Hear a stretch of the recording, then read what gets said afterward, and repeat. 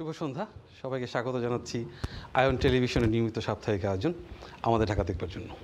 আমাদের ঢাকা মূলত ঢাকা কেন্দ্রিক একটি অনুষ্ঠান। আমরা যারা ঢাকা থেকে বিলেতে এসে বসবাস করছি তাদের জীবনের সুখ দুঃখ, আনন্দ বেদনা, তাদের সাফল্য ব্যর্থতা, তাদের ফেলে আসা অতীত যা তারা ফেলে আসছেন ঢাকায়, এবং তাদের বিভিন্ন সাংগঠনিক কার্যক্রমের খোঁজখবর, গল্প আপনাদের সাথে শেয়ার করবার একটা ক্ষুদ্র প্রয়াস হচ্ছে আমাদের ঢাকা। আর পুরো অনুষ্ঠান জুড়ে আমি আছি আপনাদের সাথে, আসাদুজ্জামান বুলবুল।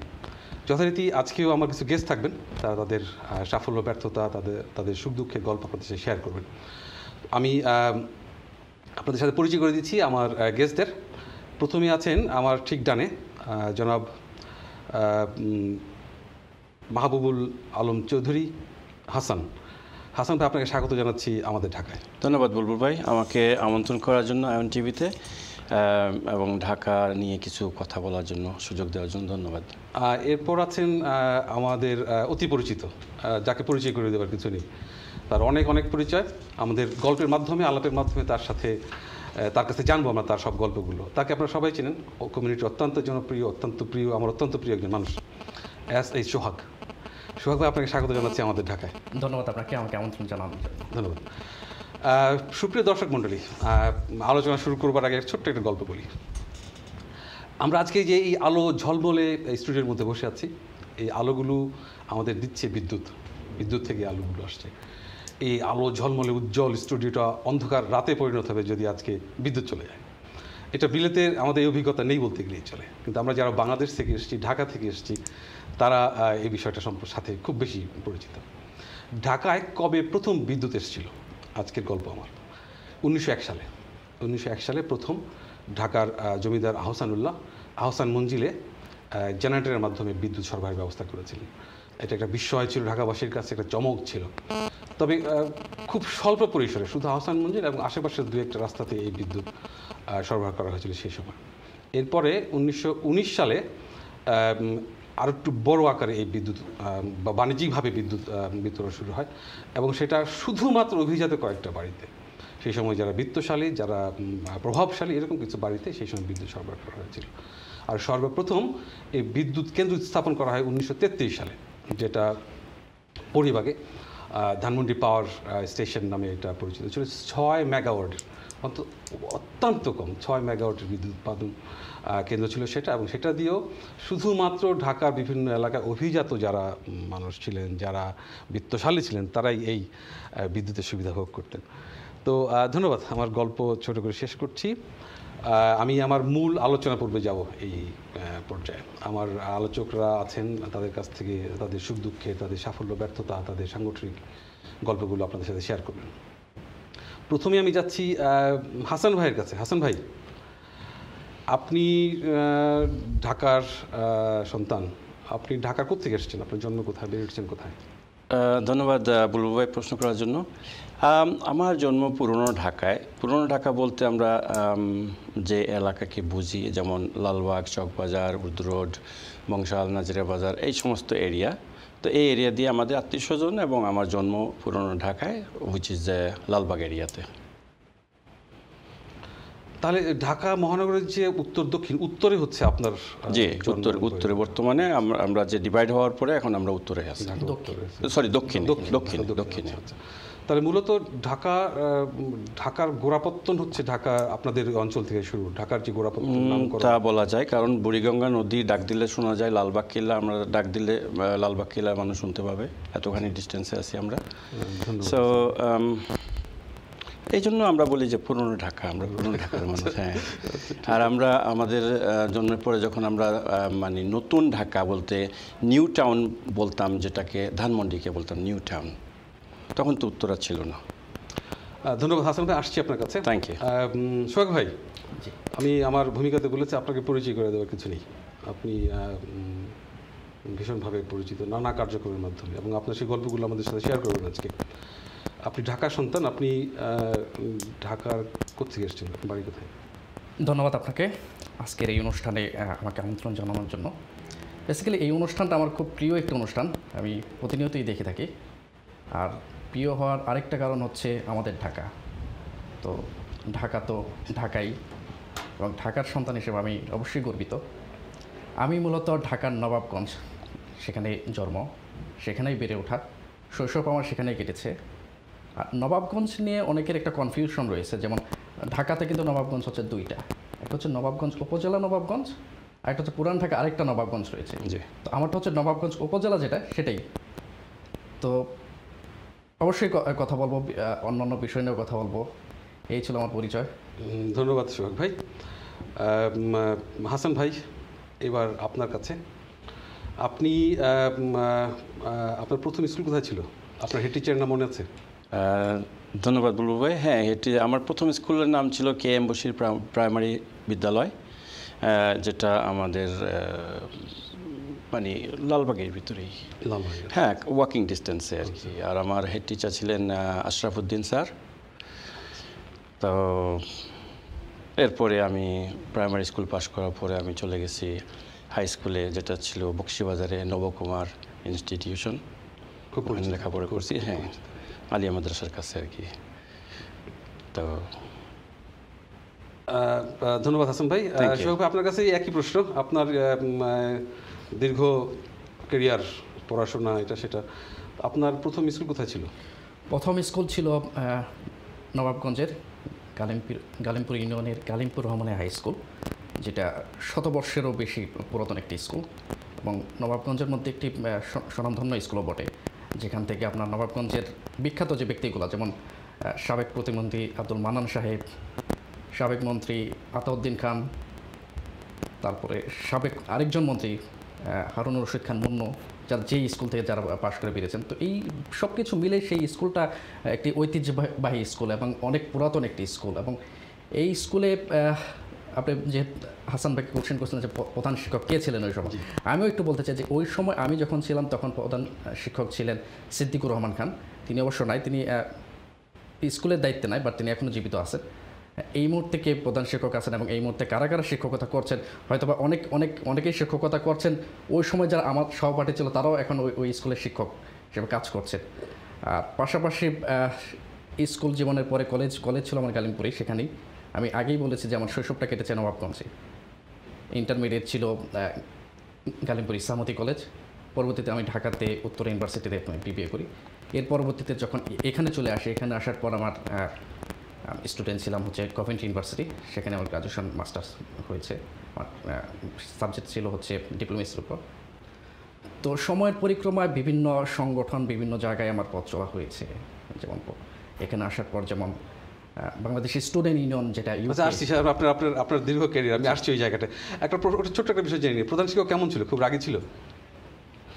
খুবই রাগী ছিল, এবং রাগী অবশ্যই ছিল। এবং প্রধান শিক্ষকের যে সবাই প্রধান শিক্ষককে দেখেই ভয় পাবে, এতে খুব একটা বড়সড় ছিলেন না, তিনি কম উচ্চতার একজন মানুষ ছিলেন, বা তাকে দেখে সবাই, আমি সহ সবাই খুব ভয়ে থাকতেন। আচ্ছা, ধন্যবাদ হাসান সোহাগ ভাই।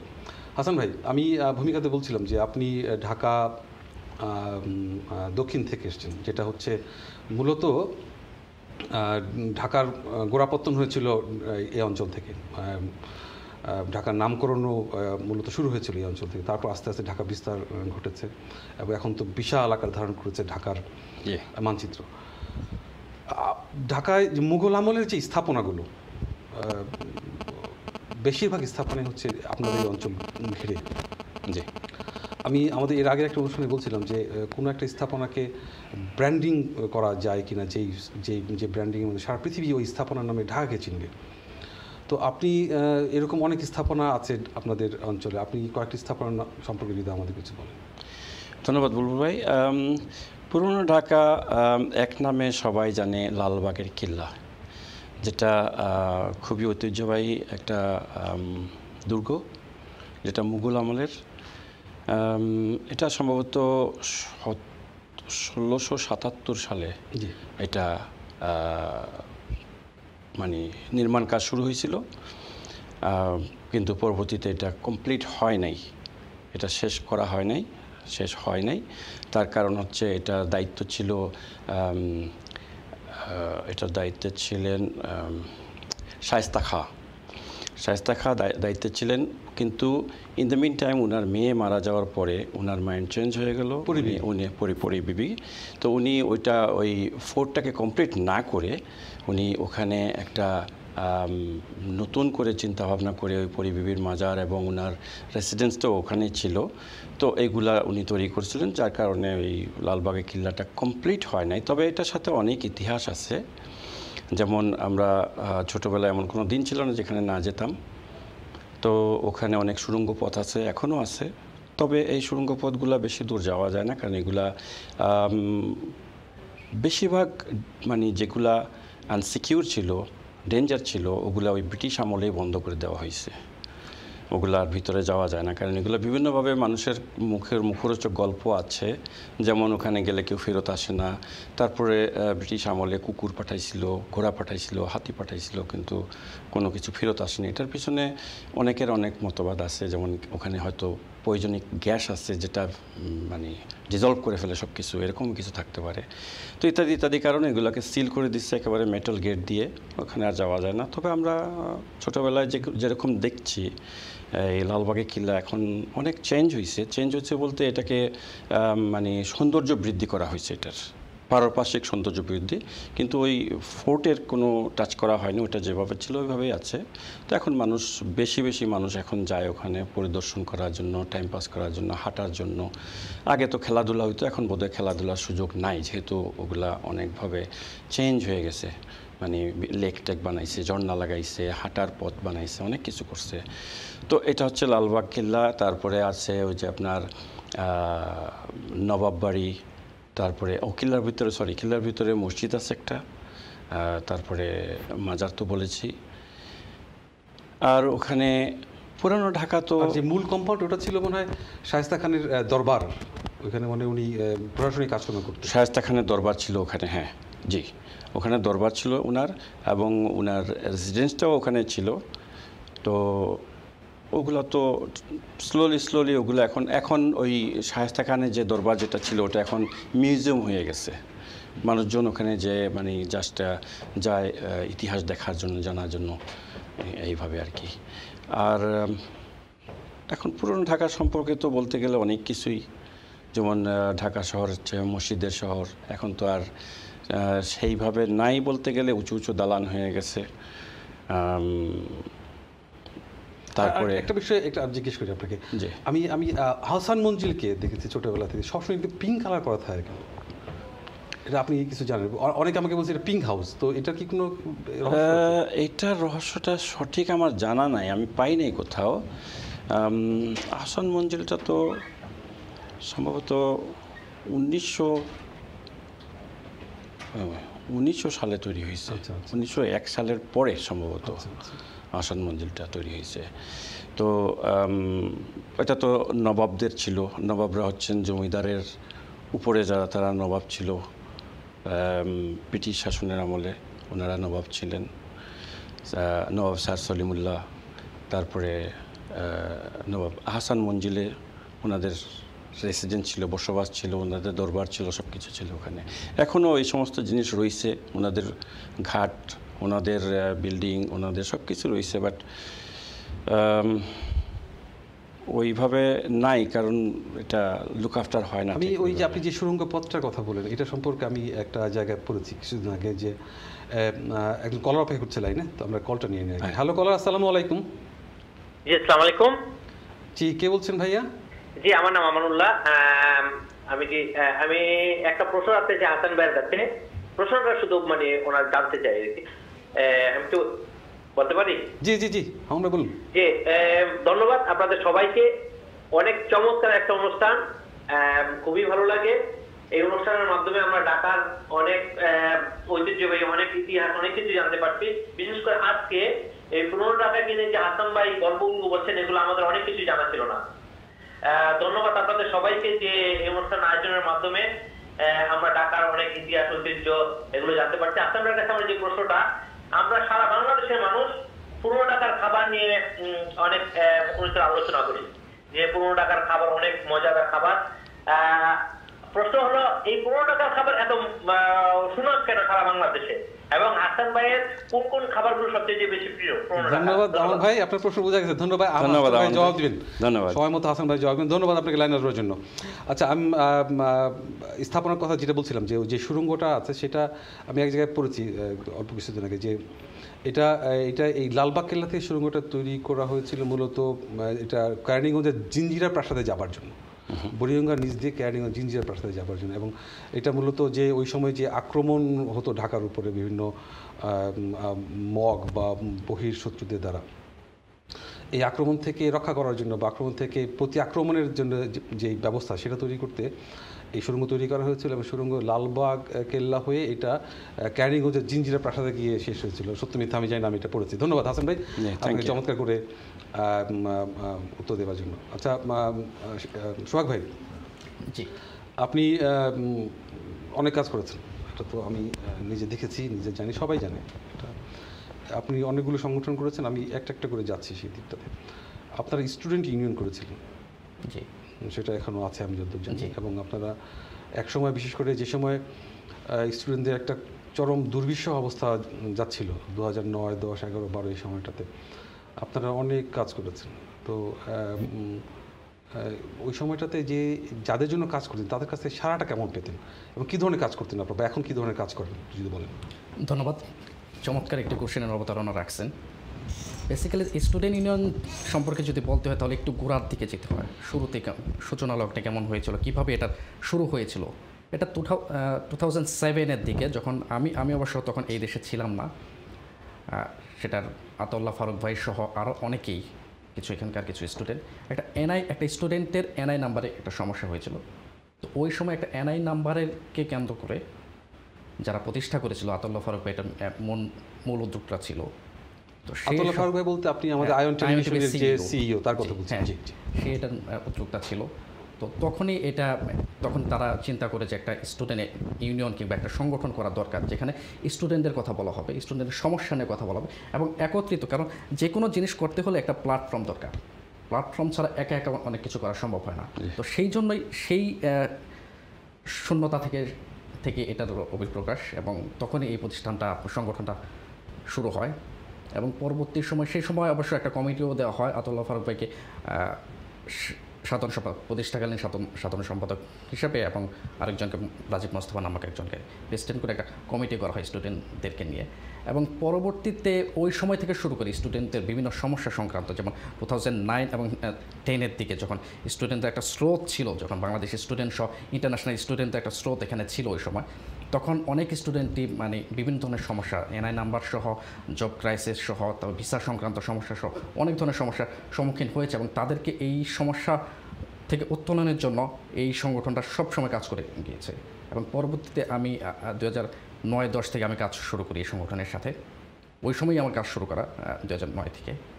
তো এরপরে আমি 2012-তে ইলেকশন হয়, ইলেকশন স্টুডেন্টের প্রত্যক্ষ ভোটে আমি ওই সময় সাধারণ সম্পাদক নির্বাচিত হই, এবং সভাপতি নির্বাচিত হয়েছিলেন এস স্বাক্ষর নামে। তিনি এখন অবশ্যই এই দেশে নেই, তিনি আমেরিকাতে আছেন এই মুহূর্তে।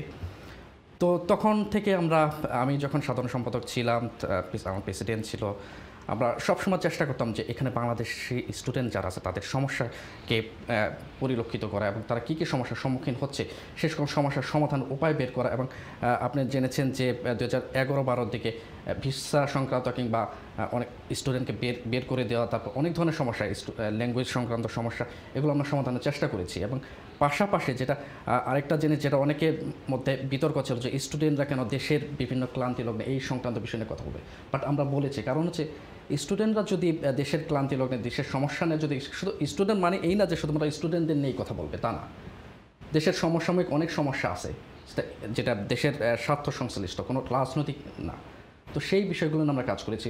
যেমন আমরা টিপাই বুক বাঁধ নিয়ে আমরা কথা বলেছি, যেটা দেশের স্বার্থ সংশ্লিষ্ট একটা বিষয়। বিভিন্ন দুর্যোগ, প্রাকৃতিক দুর্যোগ, এই বিষয়গুলো নিয়ে আমরা কথা বলেছি। আমরা বাংলাদেশের ত্রাণের ব্যবস্থা করেছি, এই সমস্যার সমাধানে চেষ্টা করেছি। এরপরে পরবর্তীতে আমরা যখন স্টুডেন্টশিপ শেষ হয়ে গেল, তার আগ মুহূর্তে সাধারণ সম্পাদক থেকে আমি আবার কনভেনার নির্বাচিত হয়েছিলাম, কনভেনার হিসেবেও দায়িত্ব পালন করেছি। পরবর্তীতে আমরা ভয়েস ফর বাংলাদেশ অবশ্যই আপনি নাম শুনেছেন। আমি আসবো ওইটা বিষয়, কিন্তু আপনাদের যে সাধারণ ছাত্রদের যারা এখানে ছিল ছাত্রদের, তাদের সারা কেমন ছিল আপনাদের প্রতি? আপনারা যখন কিছু আহ্বান জানাতেন কোনো কিছুতে, কোনো বিষয়, সে একবার একটা র্যালি আমি দেখেছিলাম, এরকম কিছু যদি আপনারা করতেন তো কেমন সারা পেতেন তাদের কাছ থেকে? বেসিক্যালি আমরা সারা পাওয়ার চেয়ে স্টুডেন্টরা বেশি আগ্রহী ছিল যে আমাদের কাছ থেকে তারা কতটুকু সারা পাবে। আমরা তো 24 ঘন্টা সবসময় তৎপর ছিলাম যে তাদের সুবিধার জন্য। কলার অপেক্ষা করছে অনেকক্ষণ লাইনে। জি কলার, আসসালামু আলাইকুম। ওয়ালাইকুম সালাম ভাই। বাংলাদেশ স্টুডেন্টের উদ্দেশ্যে আমি বলতাম চাই, বাংলাদেশ বাংলা ল্যাঙ্গুয়েজের স্টুডেন্টরা British royal court of justice and UN security কাউন্সিলও রেজিস্টার। আমি শুধু বাবা দিতে বলেছি। জি লাইনটা ড্রপ হয়েছে, থ্যাংক ইউ কলার লাইন আসবার জন্য। জি আপনি শেষ করেন প্লিজ। জি, আমাদের চেয়ে তাদের চিন্তাটা বেশি ছিল যে আমরা তাদের কাছে কতটুকু সাড়া পাবো। কারণ স্টুডেন্ট ইউনিয়নের মূলত বেশিরভাগ স্টুডেন্টই আসতো যে তাদের সমসাময়িক সমস্যাগুলো নিয়ে, তাদের নিত্য দৈনন্দিন যে সমস্যাগুলো নিয়ে। তো আমরা তো সবসময় তৎপর ছিলাম যে তাদের সমস্যা কীভাবে সমাধান করা যায়, কত দ্রুত সমাধান করা যায়, কীভাবে তাদেরকে নিয়ে কাজ করা যায়, স্টুডেন্ট ওয়েলফেয়ার সংক্রান্ত বিষয়গুলো নিয়ে আমরা কাজ করেছি। তো আমরা অবশ্যই সাড়া পেয়েছি এবং আমাদের কাছ থেকে স্টুডেন্টরা সবসময় সাড়া পেয়ে। ধন্যবাদ সোহেল ভাই, চমৎকার উদ্যোগ। আসলে এই বিলেতে আসার পরে আমি 2004 সালে এসেছি। আমি জানি কিসের মধ্যে দিয়ে যেতে হয় একজন ছাত্রকে যখন তারা একটা কমপ্লিটলি ভিন্ন একটা পরিবেশে, ভিন্ন একটা দেশে, ভিন্ন একটা ভাষায়, ভিন্ন একটা কালচারের মধ্যে এসে পড়ে, একটা নিউবর্ন বেবির মতো হয়ে যায়। তখন সে আঁকড়ে ধরবার চেষ্টা করে, খড়কুটো যা পায় হাতের কাছে আঁকড়ে ধরবার চেষ্টা করে তার নিচেকে প্রতিষ্ঠিত করবার জন্য, পায়ের নিচের মাটি শক্ত করবার জন্য। সোহাগ ভাইরা এরকম একটা উদ্যোগ নিয়েছিলেন এবং চোখে পড়বার মতো, প্রশংসা করবার মতো একটা উদ্যোগ নিয়েছিল। আমি স্টুডেন্ট ইউনিয়নের সব যারা ছিলেন, আমাদের আতাউল্লাহ ফারুক ভাই সহ সবাইকে আমাদের আন্তরিক কৃতজ্ঞতা জানাচ্ছি ঢাকাবাসীর পক্ষ থেকে তাদের এরকম একটা উদ্যোগের জন্য। অবশ্যই। হাসান ভাই, জি ভাইয়া, আমার ভাই একটা প্রশ্ন করলেন একটু আগে খাবার। আজকে সকালে আমি একটা ছবি দেখেছি, আজকে সকালে যে দুজন মানুষের ছবি, তাদের এই পর্যন্ত ছবিটার মুখ আর এই পর্যন্ত হচ্ছে খোলা অন্য কিছু আর কি। একজনের হচ্ছে অনেক কিছু আছে এর মধ্যে, জ্ঞান বুদ্ধি কৌশল এটা সেটা। ওনাকে বলতেছে উনি ঢাকার না। আরেকজন ঢাকার মানুষ, তার এই পর্যন্ত মুখটা আছে আর পুরোটা শুধু খাবার। এটা একটা রম্য কার্টুন ছিল আর কি। তো এটা আজকে সকালে আমি দেখেছি। জি এটা আমি আজকে দেখেছি সকালবেলায়। তো এই খাবারের বিষয়টা নিয়ে আপনি বিস্তারিত বলবেন। এই যে ঢাকার খাবার, আমার ভাই বললো যে খাবারে তো মজা হয় কেন, আর এটা আসলে ভালো হোক মন্দ হোক যে যেভাবেই নিক, পুরনো ঢাকাকে মানুষ খাবারের জন্য বিশেষভাবে সমাদর করে, বিশেষভাবে চেনে। অন্য অনেক কিছুর হয়তো ঘাটতি আছে, কিন্তু খাবারের যে তাদের যে রিচনেস, তাদের যে কী বলবো দৌরাত্ম্য, খাবারের যে প্রকারভেদের যে দৌরাত্ম্য, এটা বলে শেষ করা যাবে না। তো হাসান ভাই, এই প্রশ্ন উত্তরটা আমি নিব আপনার কাছ থেকে, কিন্তু এর আগে মনে হয় আমাদের একটা বিরতিতে যেতে হচ্ছে আর কি। তো ছোট্ট একটা বিরতি যাচ্ছি, আমরা বিরতির পর আবার কথা বলবো। সুপ্রিয় দর্শক মণ্ডলী, আমাদের বিরতির সময় হয়েছে, ছোট্ট একটা বিরতিতে যাব। আশা করছি সে পর্যন্ত সাথেই থাকবেন। দেখা হবে বিরতির পর। ধন্যবাদ।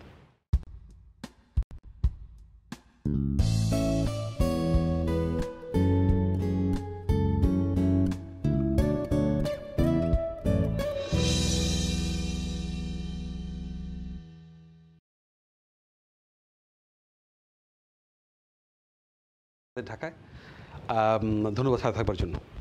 বিরতির আগে যেমনি হাসান ভাইকে জিজ্ঞেস করছিলাম, হাসান ভাই ঢাকার খাবার আপনার বক্তব্য কি? ধন্যবাদ বুলবুল ভাই। খাবারের কথা বললেই তো ক্ষুধা লেগে যায়। আসলে ঢাকার খাবারের সুনাম আছে পৃথিবী জুড়ে। পুরনো ঢাকা, স্পেশালি পুরনো ঢাকার কথা বলতে গেলেই চলে আসে চকবাজারের খাবার, চকবাজারের ইফতারি, হাজির বিরিয়ানি, এই সমস্ত খাবার। আর পুরনো ঢাকার মানুষ আসলে বিভিন্ন রং বেরঙের খাবার তৈরি করতে পারে, অন্যান্য ডিস্ট্রিক্টে পারে তাদের মতো করে, বাট পুরনো ঢাকার যে খাবারগুলা, এগুলো সবার কাছেই খুবই প্রিয়। যেমন হাজির বিরিয়ানি। আরেকটা কথা বলতে হয়, হাজি মোহাম্মদ হোসেন ছিলেন উনি আমার নানা, আমার মার চাচা। তো ছোটোবেলায় আমরা যখন যেতাম নানা বাড়িতে, আমার খুব মনে আছে ওই বোল নিয়ে চলে যেতাম সেই বিরিয়ানির দোকানে, গলির মুখেই তো। গেলে মামা বলতেন যে টাকা আনছো, তো বলতাম যে না টাকা আনি নেই, মামা পোলাও দিবে। পোলাও বলতাম আমরা, মামা পোলাও দিবে, তো বোল ভরে দিত, আমরা খেতাম নিয়ে। তো ওই কালের বিবর্তনে নানা মারা গেছেন, মামা মারা গেছেন, যাই হোক হাজির বিরিয়ানি এখন বিভিন্ন রূপে চলে আসছে ঢাকা শহরে। আগে ওই একটাই হাজির বিরিয়ানি ছিল, এখন অলিতে গলিতে হাজির বিরিয়ানি, কিন্তু অরিজিনাল হাজির বিরিয়ানি যেটা, সেটা হচ্ছে নাজিরিয়া বাজারে, সেই যারা লোকেশনটা জানেন ঠিক ওই জায়গায়। কিন্তু রাস্তার এই পারে ওপারে অনেক হাজির বিরিয়ানি আছে, কিন্তু ওগুলা পরবর্তীতে বিভিন্ন নাম দিয়ে মানুষ তৈরি করছে। তো হাজির বিরিয়ানির একটা ঐতিহ্য আছে, তারা আমি দেখছি ছোটোবেলায় লাকড়ি যেটাকে বলে তেঁতুল বা বেলের লাকড়ি দিয়ে রান্না করতো, সরিষার তেল দিয়ে রান্না করতো। আর ছোটোবেলায় তো যেতাম, ভিতরে যেতাম, বাবুর্চি রান্না করতেছে দেখতাম, ওই পাল্লা দিয়ে ওজন করে করে, ইভেন লবণটাও পাল্লা দিয়ে ওজন করে দিত। আর সমস্ত স্পাইস মানে পাটার ভিতরে বাইটে দিত, যেটাকে আমরা বর্তমানে যেগুলো বিরিয়ানি খাই, পোলাও খাই, দারচিনি এলাচি সব কিছু আমাদের বেছে ফেলতে হয়, কিন্তু হাজির বিরিয়ানিতে এগুলো নাই। কেন এগুলো সব মানে শিলপাটাতে পিসাই করে দেওয়া হতো, এখনও এইভাবে দেওয়া হয়। তো এখন তো নানা নাই, মামা নাই, তার ছেলেরা আছে করতেছে। আর চকবাজারের ইফতারি, রোজার মাসে চকবাজারের ইফতারি, এটা খুবই নাম করা, পুরা পৃথিবীতে এটার সুনাম আছে। যেমন ইফতারি বলতে তো কত রকমের আইটেম, সেই শিক কাবাব, সুতা কাবাব, বড় বাপের পোলা খায়, জিলাপি, হালিম, সব কিছু আর কি। তো আর ফ্রুট তো আছেই। তো চকবাজারে তখন রোজার মাসে রাস্তা বন্ধ থাকে শুধু ইফতারি মার্কেটের জন্য, ইফতারির দোকানের জন্য। আর এমনিতেও ঢাকা শহরের যে সমস্ত খাবার আছে রেস্টুরেন্টগুলোতে তৈরি হয়, এগুলা খুবই ঐতিহ্যবাহী। তো এখন আপনারা আসেন একদিন ঢাকায়। আমার ভাই যে প্রশ্ন জিজ্ঞেস করছিল আপনাকে, এত মজা হয় কেন খাবার, একটু রহস্য আছে, কিছু জানা আছে? মজা হয় কেন, টু বি অনেস্ট এটার পিছনে কারণ আছে যে অন্যান্য জায়গায় বা অন্যান্য লোক যেভাবে তৈরি করে, ঠিক ঢাকা শহরে মানে যে ঐতিহ্যবাহী যে খাবারগুলা, ওগুলা একটু ভিন্ন ধরনের তৈরি হয়, এবং ওগুলার যে রেসিপিগুলা, ওগুলা পুরোপুরিভাবে মেনটেন করা হয়। কোনো ওই যে বললাম যে সব কিছু মাইপে মেপে দেওয়া হতো, এখনও তাই করা হয়, যার কারণে টেস্টটা অটুট রয়েছে এবং ভালো। আচ্ছা আহসান ভাই, আমার এক বন্ধু জিজ্ঞেস করছিল অনুষ্ঠানে আসবার আগে যে যেহেতু ঢাকার খাবারের গল্প হবে, তার ঢাকার বাকরখানি যদি একটু বলেন গল্পটা। ঢাকার বাকরখানি এটা এখনও আছে। তো তবে এই বাকরখানি, ঢাকার বাকরখানি যেটা আপনি মুখে দিলে মানে বলতে গেলে কি যে বেশি একটা চাবানোর দরকার পড়ে না, এত সফট আর এত মানে ক্রিস্পি না, খুবই সফট এবং ভেরি টেস্টি। শুনলে আশ্চর্য হবেন, আমার এক ভাগ্নি আছে, আমি যখন দেশে গেলাম আমাকে বলল যে আঙ্কেল, আমি বললাম যে কী আনবো তোমার জন্য, বললে বাকরখানি রুটি। চিন্তা করছে অন্য খাবার তো আনা সম্ভব হবে না, তো যেহেতু এটা ড্রাই বাকরখানি, তো ঢাকা বাকরখানির রুটি খুবই নাম করা, সকালের নাস্তায়, বিকালের নাস্তায়। তারপরে এই বাকরখানির রুটিটা আরেকভাবে আমরা ইউজ করি, যদিও স্যাডলি বলতে হয় যে আমাদের ঢাকা শহরে এটা একটা রেওয়াজ আছে যে কোনো বাড়িতে কোনো লোক মারা গেলে সেখানে ওই রুটি আর মিষ্টি দেওয়া হয়, কারণ ইনস্ট্যান্টলি রান্না করা সম্ভব হয় না। ওই বাকরখানির রুটি আর মিষ্টি এনে দেওয়া হয় হোটেলভাবে, যাতে সবাই খেতে পারে। ধন্যবাদ হাসান ভাই, ধন্যবাদ। সুপ্রিয় দর্শক মণ্ডলী, আমরা আজকে এমন একজন লোককে পেয়েছি আমাদের মাঝে, যিনি যে হাজির বিরিয়ানি, হাজি সাহেবের নাতি। তো যদি কারো প্রকৃত হাজির বিরিয়ানি খেতে ইচ্ছে করে, তাহলে আপনারা স্টুডিওতে ফোন করে হাসান ভাইয়ের নাম্বারটা নিয়ে নিতে পারেন। এবং হাসান ভাই খুব বড় হৃদয়ের মানুষ, বড় দিলের মানুষ আর কি। তো আপনাদেরকে প্রকৃত হাজির বিরিয়ানি খাওয়াতে উনি মিস করবেন না। ধন্যবাদ হাসান ভাই, আমরা দাওয়াতের অপেক্ষায় রইলাম। ধন্যবাদ। সোহাগ ভাই, জি, আপনি একজন মানবাধিকার কর্মী, বাংলাদেশ সহ যেখানে মানবাধিকার লঙ্ঘিত হচ্ছে বা আইনের বিচ্যুতি ঘটে, আপনি আপনাদের সংগঠন ভয়েস ফর বাংলাদেশ কাজ করে যাচ্ছে। তো অনেক আমি ফলো করি আপনারা অনেক সেমিনার করছেন, অনেক সভা করছেন, অনেক প্রতিবাদ লিপি দিচ্ছেন, নানা কিছু করছেন। আউটপুটটা কি? এটার আউটপুট কি হচ্ছে? আসলে কিছু পাচ্ছেন আপনারা? এই বিষয়ে আসার আগে আমি একটু হাসান ভাই যেমনটা বলছিলেন যে ঢাকার খাবার প্রসঙ্গে, এইখানে আমি একটু আসতে চাচ্ছি, কারণ হচ্ছে খাবারের বিষয়টা চলে আসলে একটু মুখে পানি চলে আসে। তার সাথে সাথে ঢাকার খাবার যদি হয়, কারণ ঢাকার শব্দটার সাথে খাবার, ইতিহাস, ঐতিহ্য কিন্তু একই মিশ্রণে অঙ্গাঙ্গিভাবে জড়িত। তো যেহেতু আমাদের পাশে একজন মানে হাজি পরিবারের একজন সন্তান পেয়েছি, তিনি অরিজিনাল হাজির বিরিয়ানি পরিবার থেকে চলে আসছেন। তো হাজির বিরিয়ানি শুধুমাত্র আমার না, আমার মনে হয় প্রত্যেকটা মানুষেরই, যারা একবার খেয়েছে এটার প্রতি তার একটা আকৃষ্ট, একটা প্রলোভন তার রয়েছে। আর আপনি যে বিষয়টা বলছিলেন যে মানবাধিকার কিংবা ভয়েস ফর বাংলাদেশ, মূলত যেখানেই মানবাধিকার লঙ্ঘিত হচ্ছে সেখানেই ভয়েস ফর বাংলাদেশ কাজ করে আসছে প্রতিষ্ঠা লগ্ন থেকে। এটা প্রতিষ্ঠা হয়েছিল 2016 সালে। এরপর থেকে আমরা বিভিন্ন সময়ে যেখানে মানবাধিকার লঙ্ঘিত হয়েছে, যেমন আপনার সেটা হতে পারে কোনো ব্যক্তির উপর হতে পারে, কোনো ব্যক্তির উপর আঘাত হতে পারে, কোনো গোষ্ঠীর উপর হতে পারে, কোনো দেশের উপর হতে পারে, কিংবা কোনো দেশ কিংবা জাতির স্বার্থ সংশ্লিষ্ট কোনো বিষয়ের উপর হতে পারে। তো সেখানেই আমরা কাজ করেছি, আমরা প্রতিবাদ জানিয়েছি, আমরা চেষ্টা করেছি যে কোন ওয়েতে কাজ করলে এটা সমাধান কিংবা আউটপুট পাওয়া যায়। অনেক সময় আমরা আউট পেয়েছি, ইনস্ট্যান্ট পেয়েছি, কিংবা যে কোনো জিনিসে একটা আউট পেতে একটু সময় লাগে। প্রথমে আমরা নক করে সেখানে যদি কাজ না হয়, আমরা প্রেশার ক্রিয়েট করেছি। প্রেশার মানে জোর, মানে প্রলোভন দেখানো কিংবা পেশি শক্তির ব্যবহার না, সেটা না, বাট মানবাধিকার যাতে লঙ্ঘিত না হয় সেই কাজগুলো আমরা করেছি। এবং সেখানে মানুষের যে অ্যাওয়ারনেস তৈরি, যে কোনো একটা বিষয়ে যে মানুষ জানে না এটা করলে যে মানবাধিকার লঙ্ঘিত হবে কিংবা সমস্যা হবে, সমস্যার সম্মুখীন হবে, সেই জায়গাগুলোতে আমরা অ্যাওয়ারনেস তৈরি করেছি মানুষের মাঝে। এছাড়া আপনি দেখে থাকবেন যে বাংলাদেশের গণতন্ত্র নিয়ে আমরা কথা বলেছি, এটাও একটা মানবাধিকার লঙ্ঘনের পর্যায়ে পড়ে। তারপরে ধরেন আপনার একজন সংখ্যালঘুদের উপর নির্যাতন, সেই বিষয়ে আমরা কথা বলেছি, আমরা প্রতিবাদ জানিয়েছি, এবং স্বার্থ সংশ্লিষ্ট বিষয়গুলো সহ যেখানে নক করলে কাজ হবে সেই জায়গাগুলোতে আমরা কাজ করেছি। আমি একটা বিষয় লক্ষ্য করেছি, আপনারা এই সব সেমিনারগুলো করতে গিয়ে ব্রিটিশ পার্লামেন্টারিয়ানদেরকে আপনারা সম্পৃক্ত করেন আপনাদের প্রোগ্রামের সাথে। তো এই চেনগুলো কি কোনো এফেক্টিভ হয়? অবশ্যই, কারণ হচ্ছে আপনার ব্রিটেন বলেন, আমেরিকা বলেন, কিংবা জাতিসংঘ বলেন, তারা হচ্ছে ওয়ার্ল্ডের, জাতিসংঘ একটি আমলাতান্ত্রিক প্রতিষ্ঠান, বাট ব্রিটেন আমেরিকার হচ্ছে একটা মোরাল কান্ট্রি। বিভিন্ন দেশগুলো তারা ডোমিনেট করে থাকে।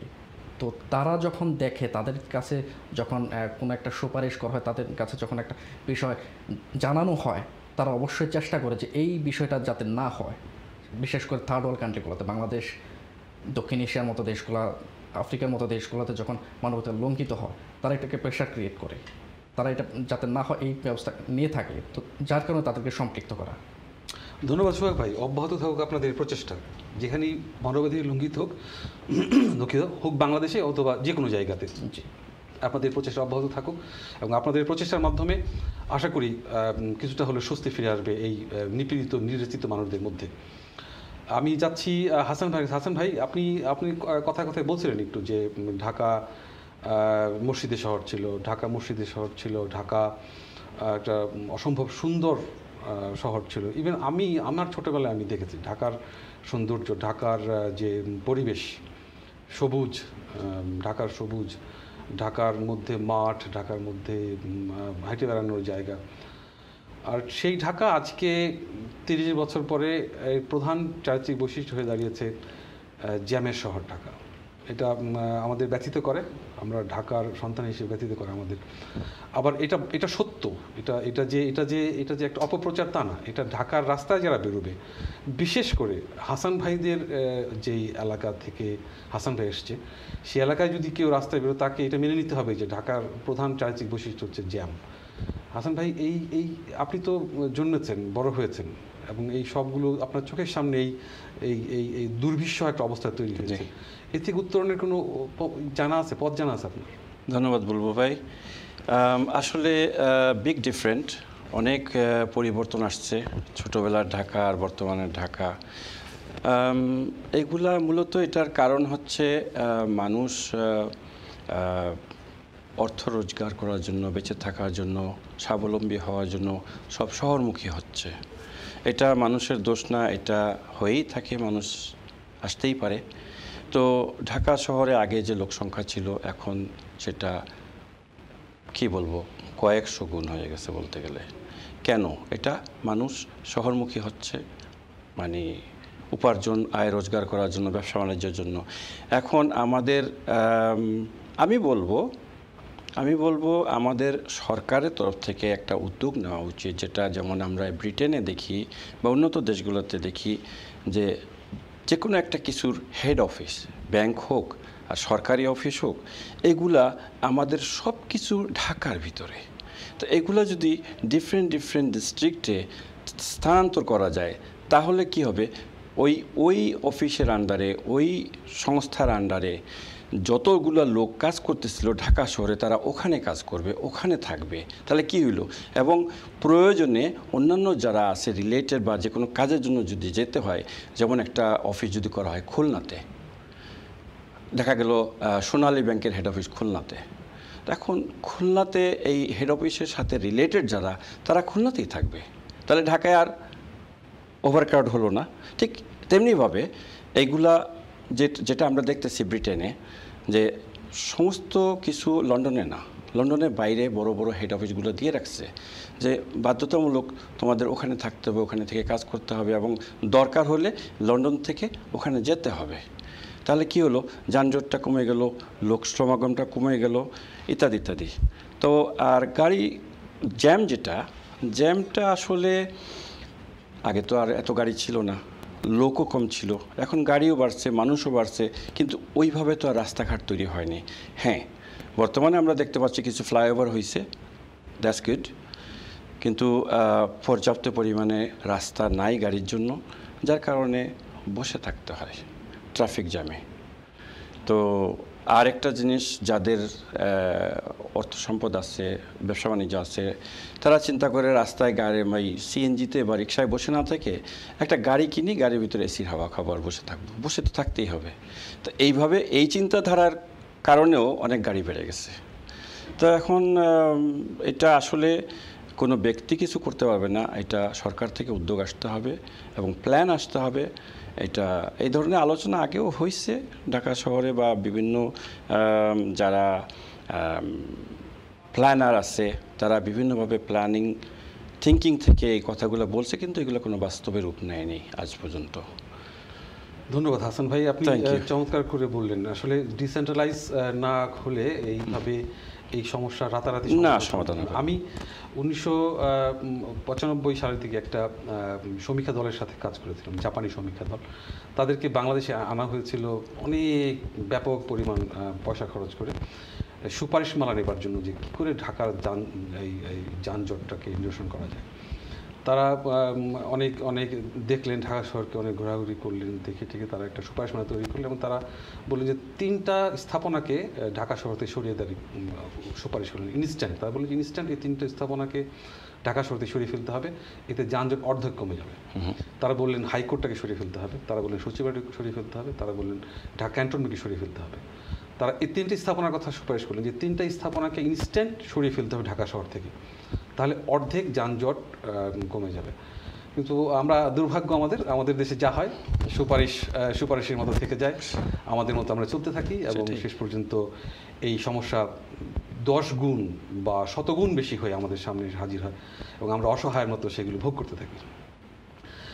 যাই হোক, সোহাগ ভাই, আপনার কাছে আসছি। সোহাগ ভাই, আপনি তো নতুন একটা পরিচয় ইদানিং আমাদের সামনে এসে উন্মোচিত হয়েছে অনেক পরিচয়ের সাথে, ব্রডকাস্টার, জার্নালিস্ট।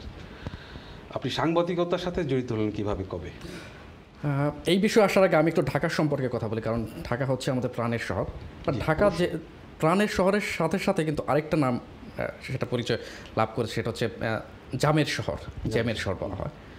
এর অন্যতম কারণ, যেমনটা আপনিও বলছিলেন, হাসান ভাইও বলছেন, যে উন্নয়নের যে ডিসেন্ট্রালাইজ এই জিনিসটা হয় নাই, সব কিছু সেন্ট্রালাইজ হয়ে আছে। যেমন আপনি বললেন যে জাপানি একটি সমীক্ষা দল, তারা বলেছেন যে 3টে স্থাপনাকে সরিয়ে নেওয়ার কথা। যেমন ক্যান্টনমেন্ট, আমি কোথাও পাইনি যে কোনো পৃথিবীর কোনো দেশে একটি রাজধানী শহরের মধ্যমণিতে একটা ক্যান্টনমেন্ট, সেনানিবাস থাকবে শহর থেকে দূরে অন্য কোনো ডিস্ট্রিক্টের কাছাকাছি, কিন্তু শহরের ভিতরে একটা ক্যান্টনমেন্ট পৃথিবীর কোনো শহরের রাজধানী শহরে নাই, শুধুমাত্র ঢাকাতেই রয়েছে। এয়ারপোর্টটা যেমন আগে যেমন তেজগাঁয়ে ছিল ঢাকার মধ্যমণিতে, সেটা সরে উত্তরাতে নেওয়া হয়েছে। এই এয়ারপোর্টটাও আরও ধরে নেওয়া উচিত, যেটা অলরেডি বোধহয় সরকারের পরিকল্পনায় রয়েছে, যে আরিয়াল বিলে এর আগে পরিকল্পনা ছিল, বাট সেখানে হয়নি। বাট ওই আশেপাশে, ঢাকার আশেপাশে এয়ারপোর্টটা আরেকটা নতুন একটা এয়ারপোর্ট দেওয়ার পরিকল্পনা সরকারের রয়েছে। পাশাপাশি যেমন নদীর তীরবর্তী যে সকল শহর রয়েছে সারা বিশ্বে, এই শহরগুলোর প্রাণী হচ্ছে নদী। কিন্তু আমাদের ঢাকার ক্ষেত্রে যদি চিন্তা করেন, বাট বুড়িগঙ্গার তীরবর্তী ঢাকা, বাট বুড়িগঙ্গা কিন্তু প্রায় মৃত প্রায়। বুড়িগঙ্গার পানির অবস্থা দেখেন, বুড়িগঙ্গার আশেপাশের যে আপনার কলকারখানা রয়েছে সেগুলোর বস্ত্র কীভাবে মিশ্রিত হচ্ছে বুড়িগঙ্গার পানিতে।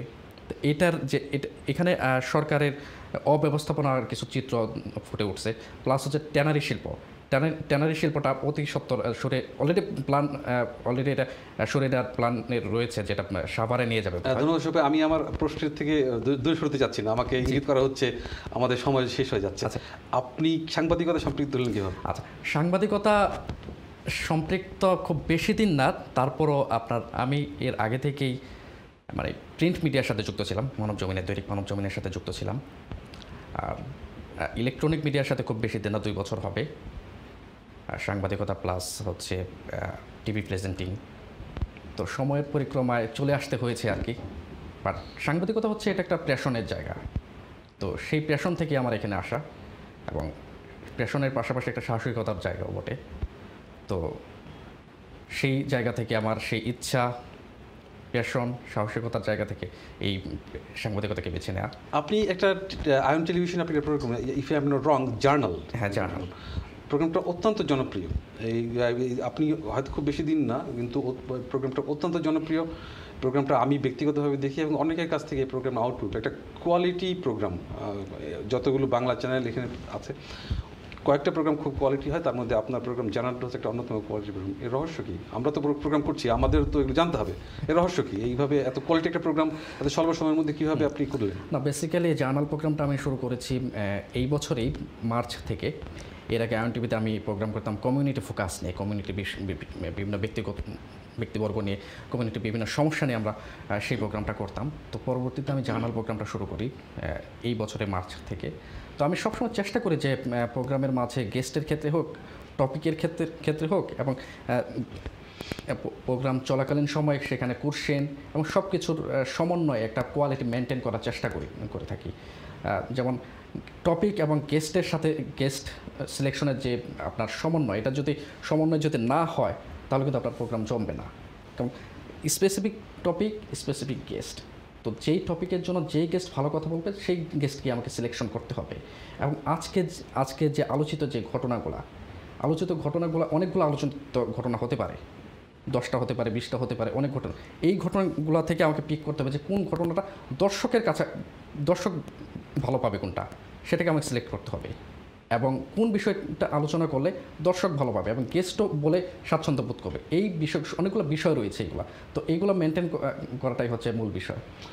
তার সাথে আরেকটা সুযোগ করি, আপনার উপস্থাপনা অত্যন্ত চমৎকার, অত্যন্ত সাবলীল, মার্জিত হয়। আমি খেয়াল করেছি আপনি যেসব উপকরণগুলোর কথা বলেন তার সাথে এটাও একটা উপসঙ্গ বা একটা বিষয় যেটাতে আপনার অনুষ্ঠানকে এতটা জনপ্রিয় করেছে।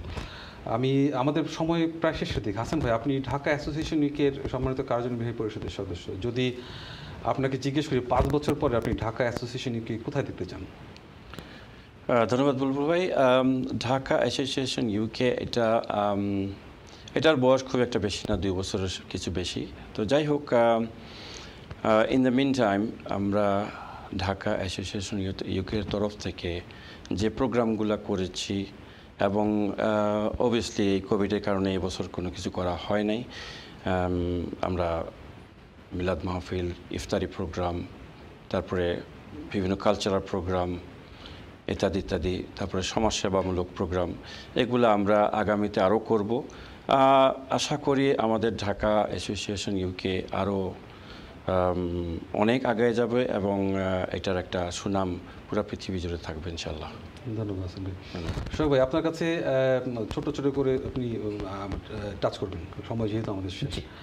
আপনাদের সংগঠন থেকে আপনারা বৈশাখী মেলা করে, ইনডোর বৈশাখী মেলা, সম্ভবত ইউরোপের সবচেয়ে বড় ইনডোর বৈশাখী মেলা আপনারা করেছেন। এটা নেক্সট মেলা কবে অনেকে জানতে চায়, তো প্রোগ্রামের মাধ্যমে আপনারা জানতে চান নেক্সট মেলাটা আপনাদের কবে প্ল্যান আছে। আর আপনি ঢাকা অ্যাসোসিয়েশন ইউকের সম্মানিত সহসভাপতি, আপনি কিভাবে দেখছেন, আপনি এটার ভবিষ্যৎ কী? জি, ধন্যবাদ। আপনি দুইটা প্রশ্ন রেখেছেন। এক হচ্ছে আমরা যে বৈশাখী উৎসব নামে যে বৈশাখী মেলাটা করে থাকি ইনডোরে, যেটা ব্রিটেনে, এবং ব্রিটেন শুধু ব্রিটেন নয়, এটা সমগ্র ইউরোপের মধ্যে বাংলা ভাষাভাষীদের জন্য ইনডোরের সবচেয়ে বড় প্রোগ্রাম, এবং এটা আমরা প্রতি বছরই করে থাকি। 2012 থেকে শুরু হয়েছে, এটা 7 বার করেছি। এই বছর আমরা করার কথা ছিল, বাট করোনার প্রাদুর্ভাবের কারণে আমরা করতে পারিনি। বাট পরবর্তীতে যদি পৃথিবীর অবস্থান, যদি করোনা পরিস্থিতি সব ঠিক থাকে, আমরা পরবর্তী আবার বৈশাখ মাসে আমরা করবো অবশ্যই এটা। আর দ্বিতীয় প্রশ্নটি হচ্ছে আপনার যে ঢাকা অ্যাসোসিয়েশন, এখানে আমি ভাইস প্রেসিডেন্টের দায়িত্বে আছি। ঢাকা অ্যাসোসিয়েশনের বয়সটা খুব বেশি দিন নয়, 2 বছর হয়েছে। বিলেতের মাটিতে তো অনেক সংগঠন রয়েছে, তো সেগুলোর সাথে সাথে ঢাকা অ্যাসোসিয়েশন খুব সম্মানের সাথে কাজ করে যাচ্ছে। এবং আমি বলবো, এবং অ্যাডভাইস বলেন কিংবা যেটাই বলেন, সংশ্লিষ্ট যারা আছে তাদের প্রতি আমার অনুরোধ থাকবে যে ঢাকা অ্যাসোসিয়েশন শুধুমাত্র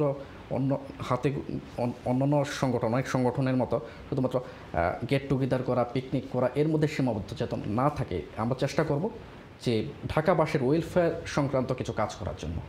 ধন্যবাদ সোহাগ ভাই। হাসান ভাই, আপনার জন্য 5 সেকেন্ড প্রয়োজন বিদায় নেওয়ার জন্য। ধন্যবাদ বুলবুল ভাই। আমি আমার বিদায় স্পিচে একটাই কথা বলবো, যেটা আমাকে এখানে বুলবুল ভাই আমন্ত্রণ জানার জন্য, এবং সেই সাথে আয়ন টিভির কলাকুশলী এবং আয়ন টিভিকে অনেক ধন্যবাদ, এবং যারা টিভির সামনে অথবা ফেসবুকের মাধ্যমে যারা এই প্রোগ্রাম দেখছেন তাদের সবাইকে ধন্যবাদ। হাসান ভাই। সোহাগ ভাই, 5 মিনিট। জি, ধন্যবাদ আপনাকে এবং আজকের অনুষ্ঠানকে যারা দেখছেন এবং কলাকৌশলী পর্দার আড়ালে যারা আছেন সবাইকে অসংখ্য ধন্যবাদ, এবং ধন্যবাদ ঢাকাবাসীকে। সুপ্রিয় দর্শক মণ্ডলী, কথা শেষ হতে চায় না। প্রতিটি অনুষ্ঠানেই যেন মনে হয় যে কথা শেষ হলো না। আজকেও ঠিক একই রকম কথা মনে হচ্ছে যেন শেষ হলো না, কিন্তু সময় তো শেষ, বিদায় নেবার পালা। যারা এতক্ষণ ধৈর্য সহকারে আমাদের অনুষ্ঠানটি দেখেছেন তাদের সবার প্রতি কৃতজ্ঞতা। আগামী অনুষ্ঠান দেখবার আমন্ত্রণ রইল। ততক্ষণ পর্যন্ত সুস্থ থাকবেন, ভালো থাকবেন, সোশ্যাল ডিস্টেন্স মেনটেন করে চলবেন, আর আয়ন টেলিভিশনের সাথেই থাকবেন। নিরন্তর শুভেচ্ছা।